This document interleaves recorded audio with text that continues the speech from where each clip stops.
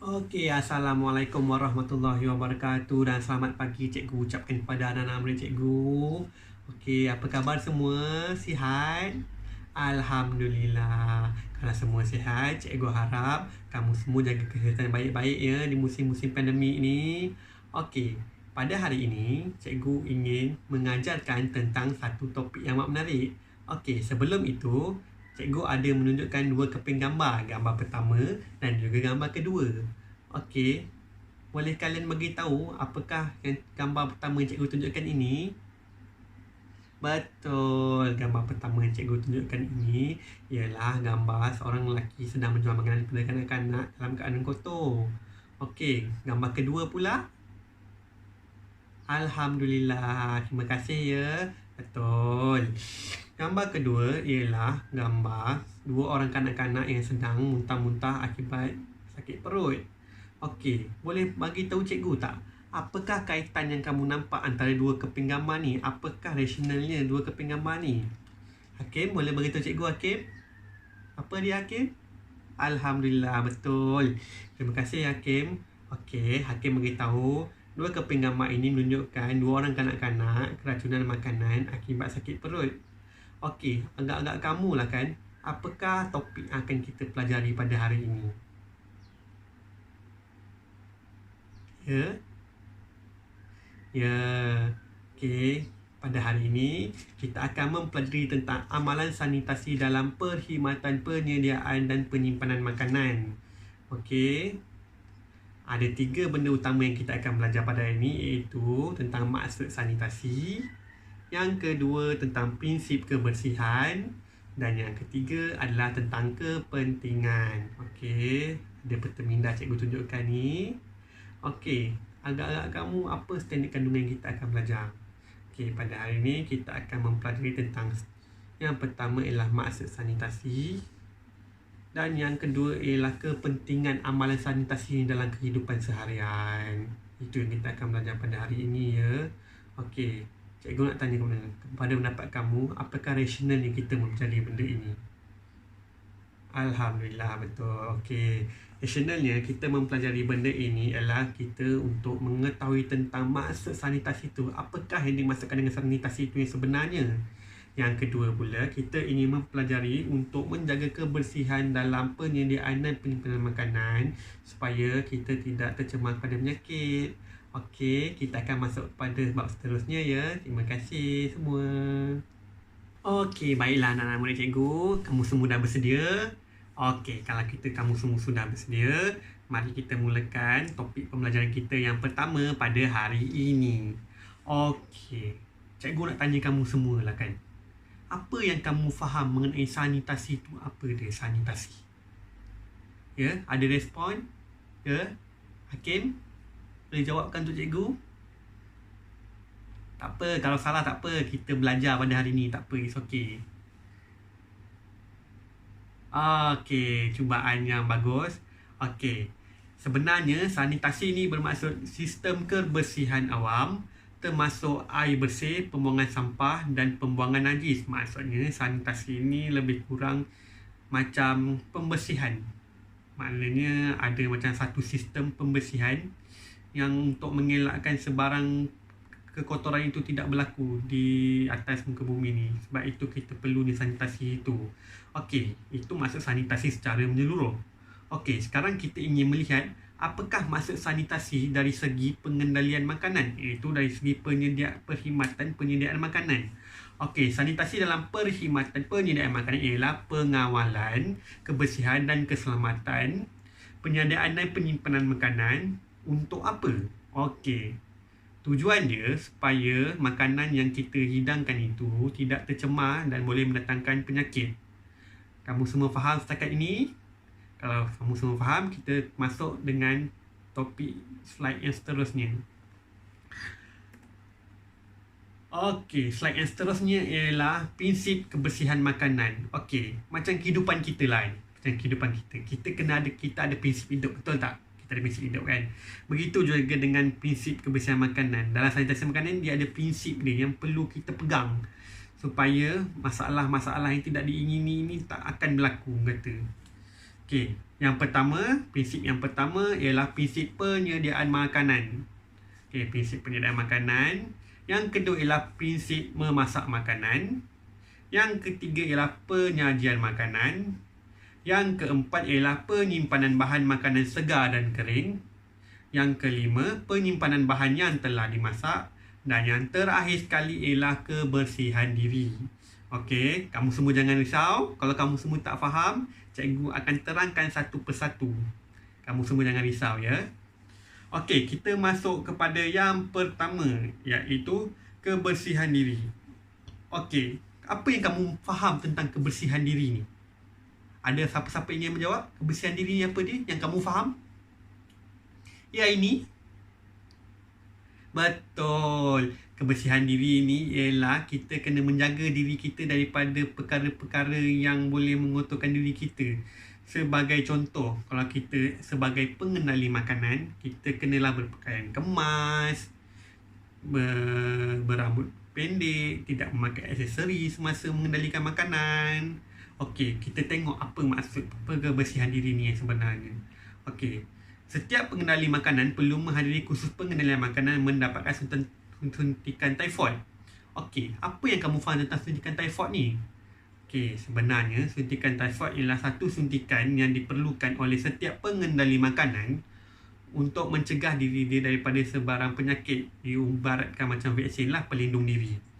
Typhoid ni amat penting bagi pengendali makanan supaya kita tidak ingin sebarang penyakit berjangkit yang boleh menyebabkan ianya tersebar. Okey, di dalam kebersihan diri ni ada beberapa aspek yang perlu dititik beratkan. Yang pertama, penjagaan kebersihan rambut, kulit, hidung dan mulut. Sebagai contoh, masa kita mengendalikan makanan, sebagai seorang yang berambut panjang, perlulah diikat dengan kemas supaya rambut yang diikat itu tidak terjatuh ke dalam makanan dan boleh menyebabkan pencemaran silang. Kulit, hidung dan mulut maksudnya kita kena dengan kemas, bersih, wangi, tidak berbau. Okey, yang kedua, pemilihan pakaian yang bersih serta pakaian perlindungan yang sesuai.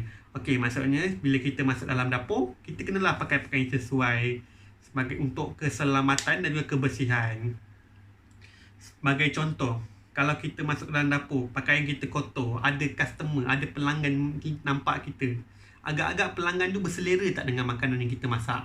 Sudah tentu tidak kan? Dan ia akan menyebabkan pelanggan kita akan lari. So, pemilihan pakaian yang bersih serta sesuai ni amat penting untuk menjaga kebersihan diri.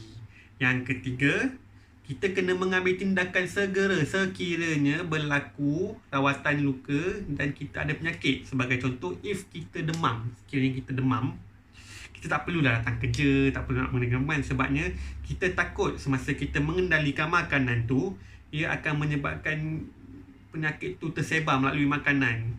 Dan sekiranya tangan kita luka, cepat-cepatlah kita mengambil tindakan dengan mencuci luka tu, kemudian kita balut plaster. Sekiranya luka tu di tangan, semasa mengendalikan makanan, pakailah sarung tangan untuk mengelakkan sebarang jangkitan. Dan yang keempat ialah mengamalkan kebersihan semasa mengendalikan makanan supaya tidak merokok. Okey, yang ni cikgu amat titik beratkan. Kenapa? Sebab kebiasaannya orang ramai tidak mempedulikan perkara-perkara seperti ini. Bagi kita tengok, kalau macam contoh kita pergi satu kedai makanan, kita tengok ada orang tu masak sambil dia merokok. Kamu rasa semua tu bagus tak bagus? Ya, ada jawapan? Ya, betul. Sudah tentulah ini tak bagus. Sebabnya kita kena faham, bila seseorang tu memasak dan kemudian dia merokok, rokok yang dia pegang tu mengandungi kuman dan boleh menyebabkan kuman daripada abu rokok yang terjatuh tu masuk dalam makanan dan ia akan terkena kepada kita. So, aspek kebersihan diri ni harus dijaga dengan sebaik mungkin supaya ianya tidak berlaku pencemaran silang. Okey, setakat ni kamu faham tentang prinsip yang pertama, iaitu kebersihan diri? Kalau kamu faham, kita masuk dengan prinsip yang kedua. Okey, prinsip yang kedua ialah penyediaan makanan. Okey, apa yang kamu faham tentang penyediaan makanan ni?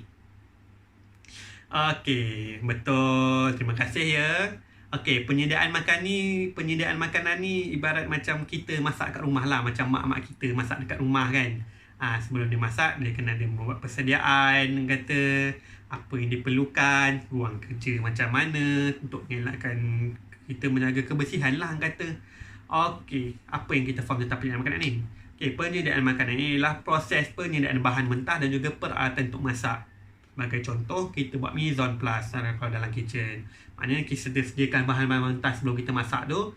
Kemudian peralatan yang sesuai dan betul yang kita gunakan untuk kita memasak makanan itu. Okey, dalam prinsip yang kedua ni, ada perkara yang perlu kita ambil berat untuk penyediaan makanan.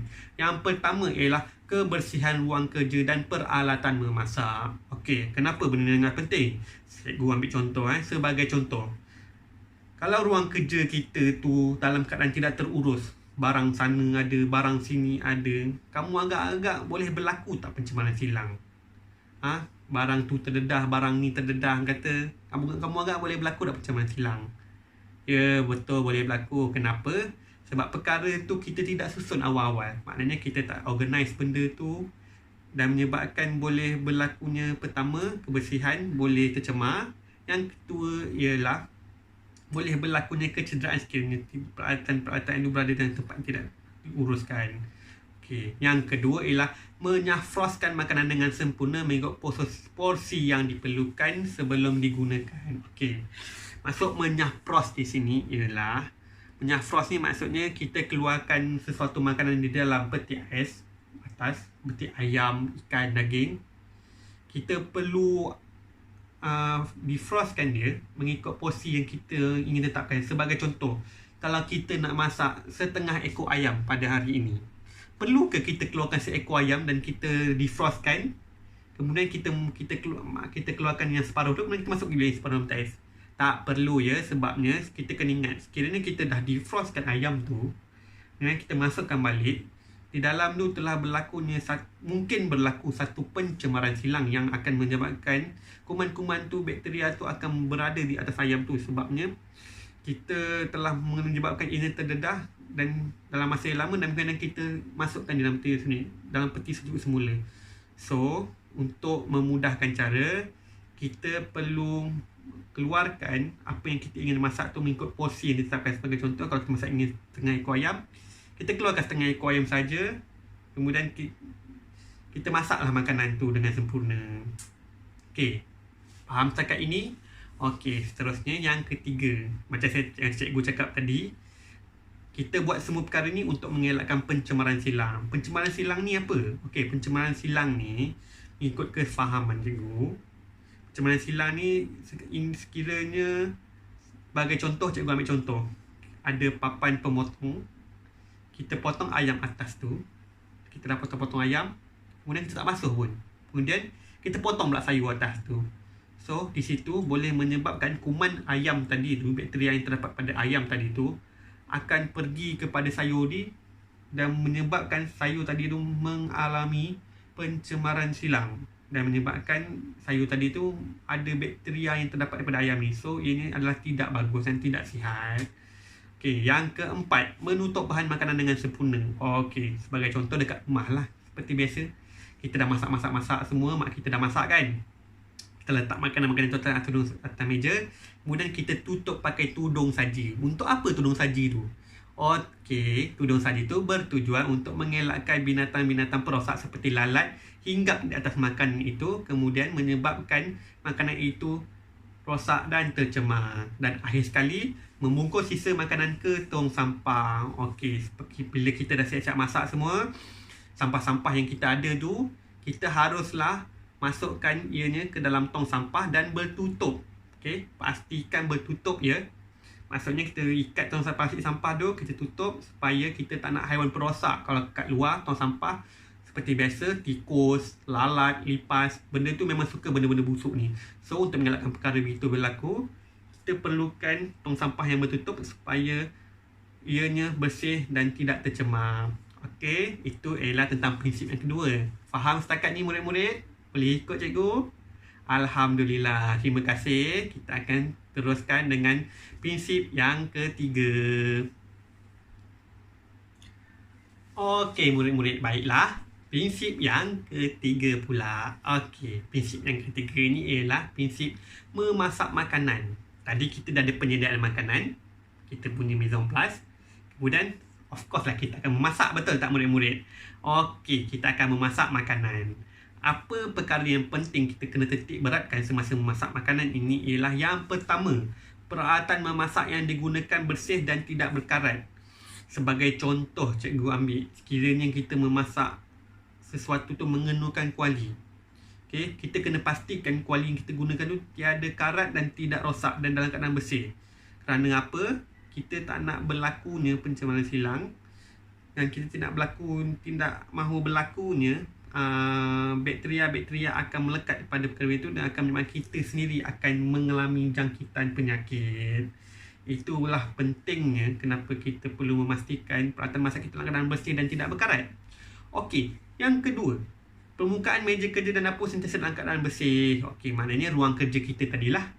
Ruang kerja kita penyediaan makanan, maknanya bila kita masak tu, kita pastikan atas dapur kita tu tak ada barang-barang yang terdedah yang boleh menyebabkan bintang perosak datang, macam lipas, tikus.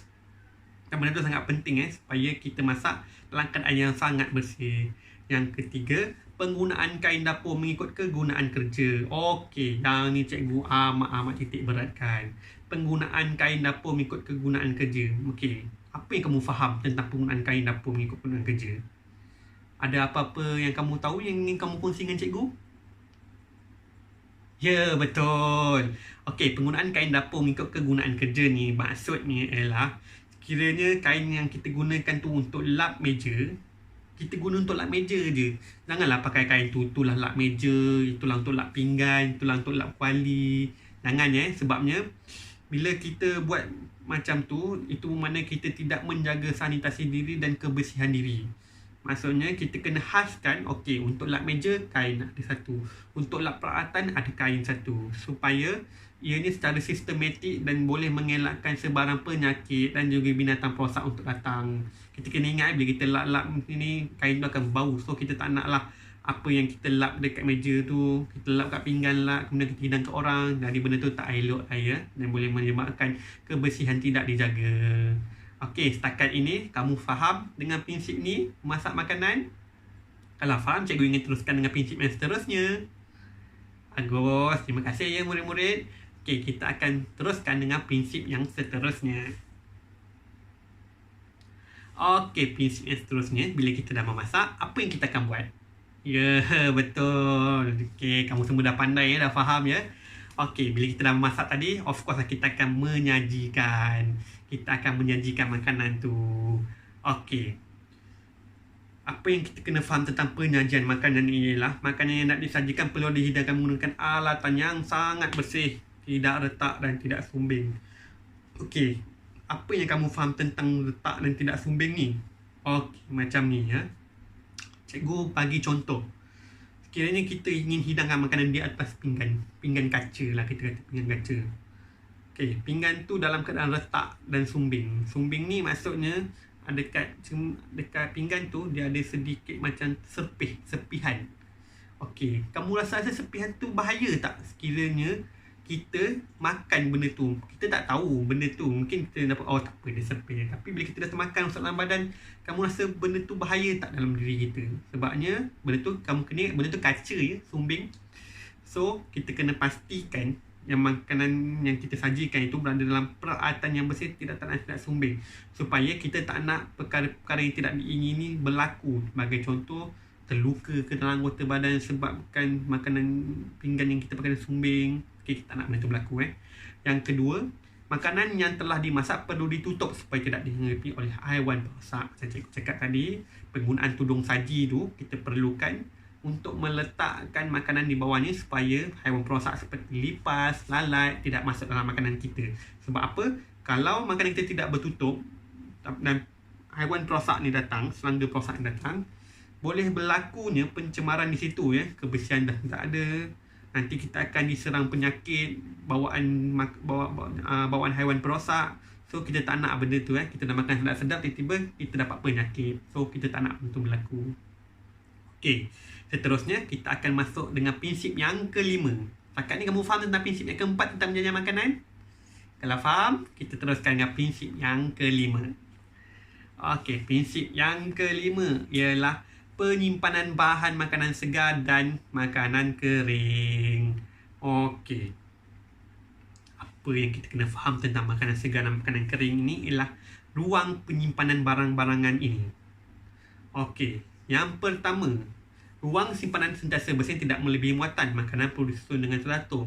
Okey, kenapa perlunya kita menyusun peralatan-peralatan atau makanan ini tidak lebih muatan dan perlu disusun dengan teratur di dalam peti ais, tempat penyimpanan? Kamu rasa kenapa? Ya, betul, supaya ini dalam keadaan tersusun dan memudahkan kita untuk mengambil barangan. Contohlah kan cikgu bagi, kalau dalam peti ais tu atas sayur, tengah tu makanan yang dah masak, bawah tu makanan yang belum dimasak. Kamu rasa boleh berlaku tak sebarang perkara ni? Contoh macam pencemaran silang, bakteria-bakteria tu hinggap dekat makanan yang dah masak tu, kemudian kita makan. Kamu rasa kita akan diserang penyakit tak?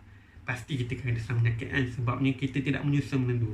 So, untuk mengelakkan perkara-perkara macam tu akan berlaku, apa yang perlu kita lakukan adalah kita ambil dan kita susun barangan-barangan yang perlu dan tidak perlu mengikut kategorinya. Sebagai contoh, makanan-makanan kering kita kena susun dekat rak yang bersih, jauh daripada makanan yang berbau. Makanan berbau contoh apa? Ikan bilis, ikan masin, belacan dalam peti ais. So, kita kena keluarkan makanan-makanan kering tu dan simpan di tempat yang dihaskan, supaya makanan-makanan itu tidak dilengkapi dengan bau. Maksudnya contoh, kita masak tahu, tiba-tiba ada bau belacan.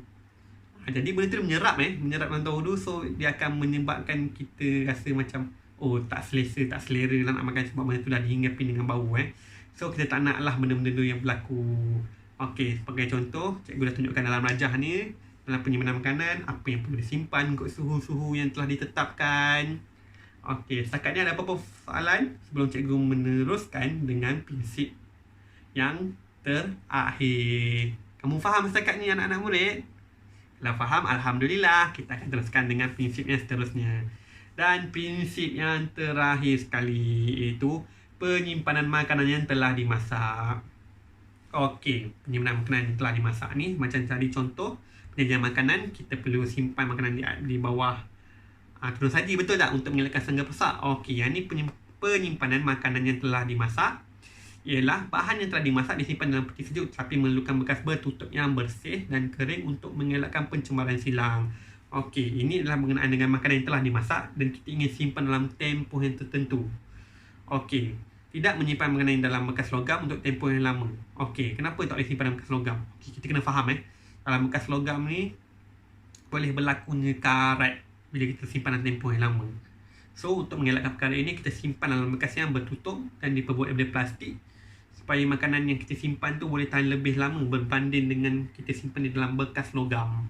Okey, itu adalah perkara-perkara yang kamu perlu ambil tahu dan ambil berat tentang prinsip kebersihan makanan. Okey, setakat ni ada apa-apa soalan yang kamu ingin tanya kepada cikgu?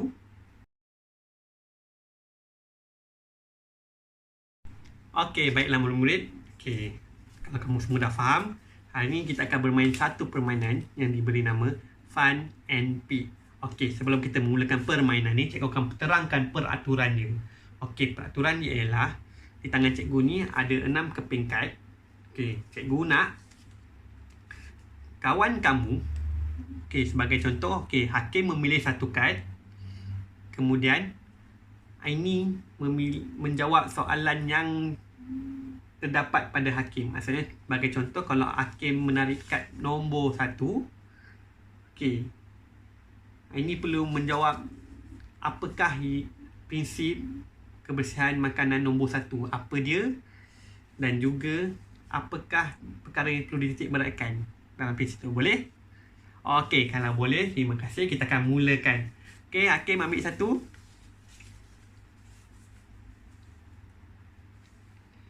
Okey, terima kasih.